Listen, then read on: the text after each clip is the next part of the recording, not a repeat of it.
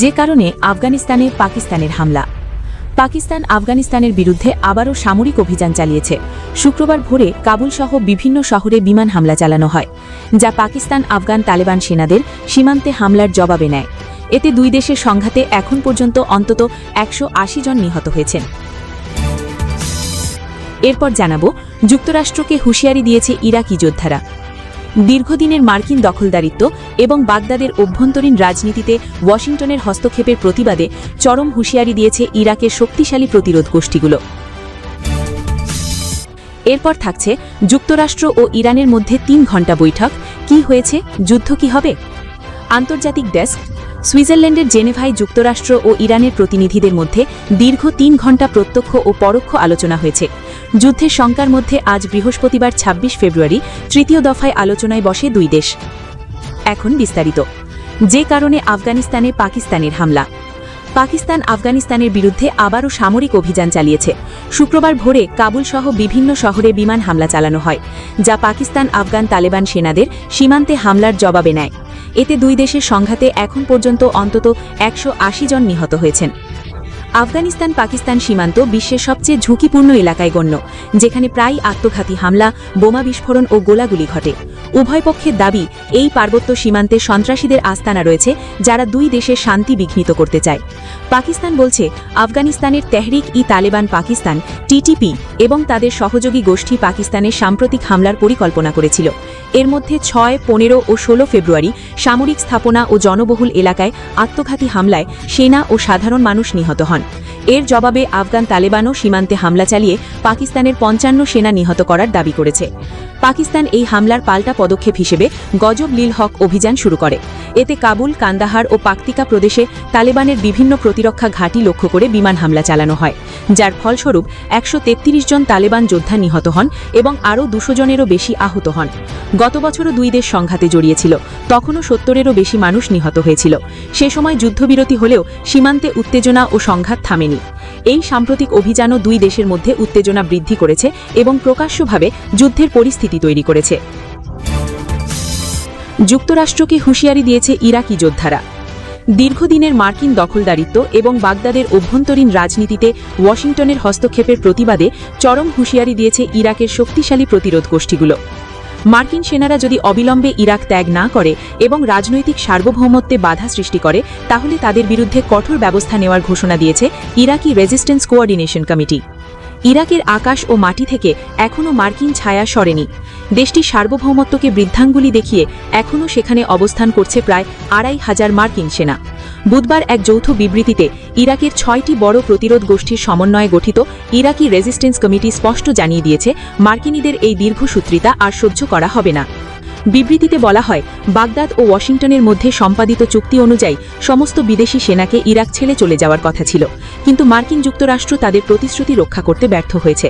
শুধু সেনাই নয়, ইরাকের আকাশসীমা ব্যবহার করে গোয়েন্দা নজরদারি এবং নিরাপত্তা হুমকি তৈরির অভিযোগও এনেছে এই কমিটি। একে ইরাকি জনগণের মর্যাদা ও সার্বভৌমত্বের ওপর নগ্ন লঙ্ঘন হিসেবে অভিহিত করা হয়েছে। তবে এবারের উত্তেজনার কেন্দ্রে রয়েছে ইরাকের অভ্যন্তরীণ রাজনীতিতে মার্কিন খবরদারি। প্রাক্তন প্রধানমন্ত্রী নুরি আল মালিকিকে কেন্দ্র করে ইরাকের রাজনীতিতে এক অচল অবস্থা তৈরি হয়েছে। ইরাকের বৃহত্তম সংসদীয় ব্লক নুরি আল মালিকিকে পুনরায় প্রধানমন্ত্রী হিসেবে মনোনীত করলেও সরাসরি তার বিরোধিতা করছে হোয়াইট হাউস। ওয়াশিংটন হুমকি দিয়েছে, মালিকি যদি ক্ষমতায় বসেন তাহলে ইরাকি ব্যক্তি ও প্রতিষ্ঠানের ওপর কঠোর নিষেধাজ্ঞা আরোপ করা হবে। এমনকি আগামী 27 ফেব্রুয়ারির মধ্যে তার নাম প্রত্যাহারের জন্য পার্লামেন্টারি ব্লককে সময়সীমা বা আলটিমেটামও বেঁধে দিয়েছে যুক্তরাষ্ট্র। এত হুমকি সত্ত্বেও মাথা নত করতে রাজি নন নুরি আল মালিকি। তিনি সাফ জানিয়ে দিয়েছেন, কোনো বিদেশি চাপে তিনি তার প্রার্থিতা প্রত্যাহার করবেন না। ইরাকের জনগণই তাদের নেতা নির্বাচন করবেন, ওয়াশিংটন নয়, এই দাবিতে অটল রয়েছেন তিনি। বিগত 20 বছর ধরে ইরাকি প্রতিরোধ গোষ্ঠীগুলো বিদেশি সেনা সরিয়ে নেওয়ার দাবি জানিয়ে আসছে। 2003 সালে গণবিধ্বংসী অস্ত্রে মিথ্যা অজুহাতে ইরাকে যে আগ্রাসন শুরু হয়েছিল, তার ক্ষত আজও বয়ে চলছে দেশটি। 2021 সালের ডিসেম্বর থেকে মার্কিন সেনারা কেবল পরামর্শ ও সাহায্য দেওয়ার কথা বললেও বাস্তবে তাদের উপস্থিতি ইরাকের রাজনৈতিক স্থিতিশীলতাকে নষ্ট করছে বলে দাবি রাজনৈতিক বিশ্লেষকদের।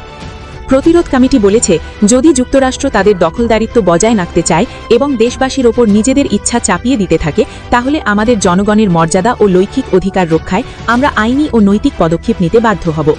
যা স্পষ্টতই ইঙ্গিত দিচ্ছে যে সামনের দিনগুলোতে ইরাকে মার্কিন ঘাঁটিগুলোতে আবারও হামলা বা বড় ধরনের সংঘাত শুরু হতে পারে। যুক্তরাষ্ট্র ও ইরানের মধ্যে ৩ ঘণ্টা বৈঠক, কি হয়েছে, যুদ্ধ কি হবে? আন্তর্জাতিক ডেস্ক।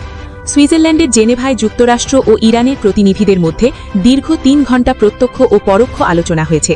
যুদ্ধের শঙ্কার মধ্যে আজ বৃহস্পতিবার ২৬ ফেব্রুয়ারি তৃতীয় দফায় আলোচনায় বসে দুই দেশ।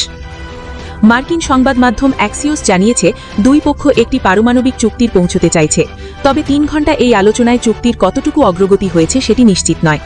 আলোচনায় মধ্যস্থতাকারী হিসেবে থাকা ওমানের পররাষ্ট্রমন্ত্রী জানিয়েছেন বৃহস্পতিবার দিনের শেষে দুই দেশের মধ্যে আবারও আলোচনা হবে। অ্যাক্সিওস বলেছে ট্রাম্প ইরানের বিরুদ্ধে যুদ্ধ শুরুর আগে এটাই কূটনীতির শেষ সুযোগ হতে পারে। আজকের বৈঠকে মার্কিন প্রতিনিধি হিসেবে থাকা স্টিভ উইটকফ ও জ্যাড ক্রুসনার যে বার্তা প্রেসিডেন্ট ট্রাম্পকে দেবেন সেটি বেশ গুরুত্বপূর্ণ, কারণ তাদের বার্তার ওপর ভিত্তি করেই ট্রাম্প পরবর্তী সিদ্ধান্ত নেবেন। গত মঙ্গলবার ট্রাম্প স্টেট অব দ্য ইউনিয়নের বক্তব্যে জানান ইরানের সঙ্গে তারা কূটনৈতিক সমাধান চান, কিন্তু ইরান যদি তাদের শর্ত অনুযায়ী চুক্তি না করে তাহলে তিনি সামরিক ব্যবস্থা নেবেন। আজকে দুইভাবে আলোচনা হয়েছে। এক ভাগে ওমানের পররাষ্ট্রমন্ত্রী আল বুসাইদির মাধ্যমে নিজেদের বার্তা আদান প্রদান করেছে ইরান ও মার্কিন প্রতিনিধিরা, আরেক ভাগে তারা সরাসরি কথা বলেছেন। আলোচনায় ওমানের মন্ত্রীর পাশাপাশি আন্তর্জাতিক আণবিক সংস্থার প্রধান রাফায়েল গোর্সিও ছিলেন। এই আলোচনায় ইরান নিজেদের তৈরি চুক্তির খসড়া উপস্থাপন করেছে। মার্কিন যুক্তরাষ্ট্র কি শর্ত দিচ্ছে? অ্যাক্সিওস জানিয়েছে মার্কিন যুক্তরাষ্ট্র শর্ত দিচ্ছে ইরান পারমাণবিক কর্মসূচি নিয়ে যে চুক্তিই করুক সেটি অনির্দিষ্টকালের জন্য সক্রিয় থাকবে। তাদের আরেকটি প্রধান শর্ত হল ইরানকে তাদের 10,000 কেজি শৃঙ্খলিত ইউরেনিয়াম ছেড়ে দিতে হবে। তবে ইরানকে তারা শর্ত সাপেক্ষে কিছু ইউরেনিয়াম শৃঙ্খলিত করতে দেবে, কিন্তু ইরানকে প্রমাণ করতে হবে এগুলো দিয়ে পারমাণবিক বোমা তৈরি হবে না। সূত্র অ্যাক্সিয়াস।